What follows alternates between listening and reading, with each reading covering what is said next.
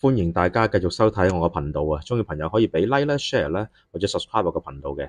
咁好耐之前㗎啦，呢隻錶個集數咧講過一隻木紋面啦。咁木紋面嘅18038啦，係我一隻自己好鍾意嘅錶啦。咁亦都我自己鍾意嘅錶獨特性咧，就係佢除咗嗰個木紋係偏淺色之外咧，佢啲印刷係黑色字嘅。咁我覺得係相對少啲嘅，咁亦都 condition 好靚。咁之前教過大家睇啦，咁喺啲反光底下睇咧，側邊最緊要揼跨個圓圈咧，就唔好炒起，因為咧呢啲錶經過咁多年咧，可能有時啲溫度啊，有時焗過啊，隻錶又凍又熱啦，咁佢呢啲邊位咧都會炒起嘅。有陣時如果啲 condition 差啲嗰啲，咁呢隻就係好完美嘅。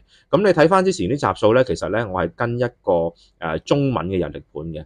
咁早排咧我就自己心血來潮啦，就揾咗一個中東日曆盤啦。咁講下呢啲日曆盤咧，其實咧之前個炒賣情況咧係十分之貴嘅喎。咁講緊一個中東日曆盤咧，最高可以去到淨係個日曆盤咧係3萬蚊啦。中文都係啦，如果中文有星期同埋嗰個日子咧都係中文嘅話咧，咁啊去到3萬蚊嘅。日文就好啲。日文咧，如果18038咧，佢係只可以換一邊嘅啫，淨係換星期嗰一邊啦。咁就圍到萬零蚊啦，都要萬幾蚊㗎啦。咁據聞啊，因為近排有啲朋友咧都話上個行咧，呢啲日曆盤咧，如果你幫佢抹油咧，其實你可以 request 佢都可以買到嘅喎。呢啲日曆盤咁啊800蚊一邊。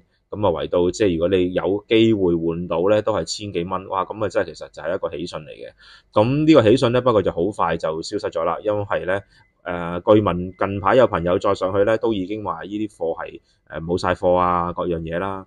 咁希望即係如果朋友可以試下彩數嘅，即係如果拎個錶上行都可以問下佢嘅。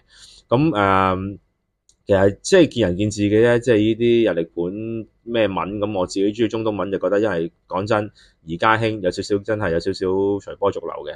咁呢幾年都係中東字咧，都係睇高一線啦。咁自己覺得都有啲講句就係即係冇乜嘢好玩啊。咁啊試下玩下個中東日曆咧，又唔使教，因為自己唔識睇嘅最主要咁都幾特別嘅。咁同埋咧，今日咧，我除咗你分享呢個中東日曆咧，咁我都講一講一啲關於一啲細節上面嘅18038啦。咁就近排咧，咁我就揾到一隻咧好靚仔嘅呢個 Baguette 石啦，就係一隻 Baguette 石嘅 string dial 嘅黑面嘅一隻18038啦。咁我睇翻咧，其實佢個 serial 咧個 serial number 咧就係原來咧佢係屬於78年至到83年咧係頭批嘅18038啦，可以咁講啦。咁原來有一個獨特之處嘅。咁嗱呢啲係冇文獻記載㗎，你問勞力士都未必會答你嘅。咁就係咧，其實佢本身天生個殼咧係肥好多嘅。你睇下佢嘅腳咧呢個係18038，呢個係18038。咁呢個係80年代中啦，80年代中啦，呢個80年代頭嘅。咁啊83年度嘅呢隻錶，你明顯地係見到咧，嗰啲腳咧係粗到不得了。嗱，你喺上高睇都係嘅。咁去到後期嘅18038咧就變翻呢一隻啦，甚至乎去到之後18238咧都係跟翻呢一種殼型去做嘅。咁冇話好唔好㗎嚇。咁望落去純粹係好似大隻少少 solid 少少亦都少少難揾啦。感覺上就係如果你要揾埋一件面係 match 得翻又靚，即係佢唔係普通金面啊嘛，咁係少見好多嘅。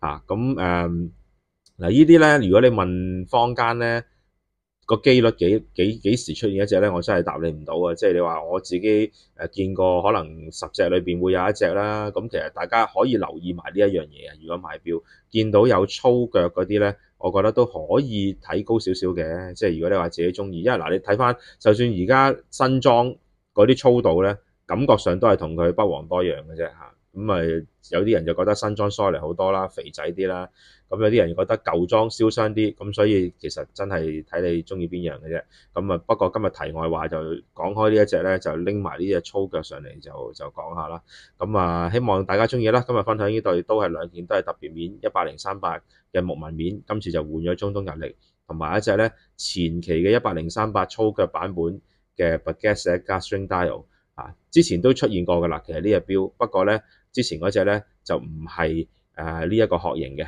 係屬於後期啲好似呢一個咁嘅殼型嘅。咁呢個另外一隻嚟嘅。咁希望各位中意啦，多謝各位收睇。